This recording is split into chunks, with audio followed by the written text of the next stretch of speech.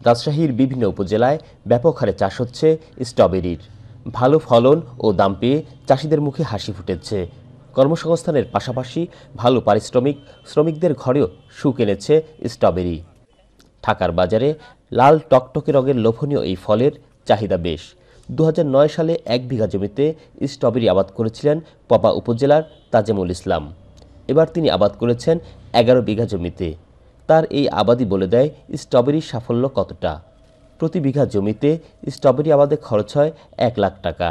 ভালো ফলনে লাভ হয় প্রায় দ্বিগুণ।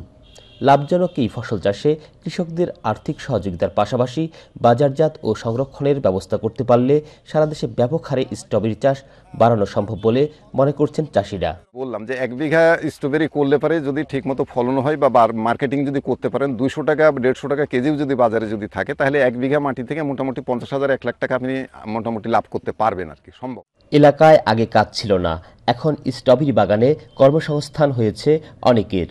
ভালো রোজগারে হাসি ফুটেছে শ্রমিকদের পরিবারে।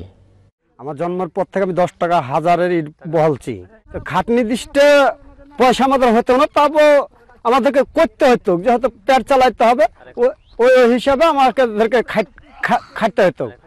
আর এখন কাজের পাচ্ছে 330 টাকা রোজ।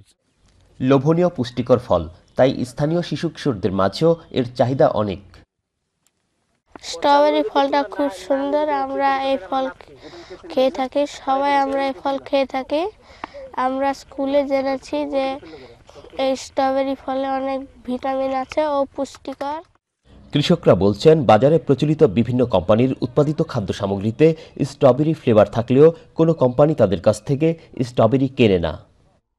কিন্তু আমার জানা মতে কোনো স্ট্রবেরি মানে কোনো ফ্রুট কোম্পানি আমাদের কাছ থেকে কোনো কৃষকের কাছ থেকে স্ট্রবেরি ওনারা ক্রয় করে না।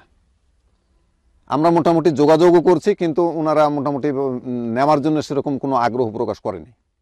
বিএসটিআই জানায় স্ট্রবেরি সংরক্ষণের মাধ্যমে জুস বা অন্য খাবার তৈরির পদ্ধতি আমাদের দেশে এখনও প্রচলিত হয়নি।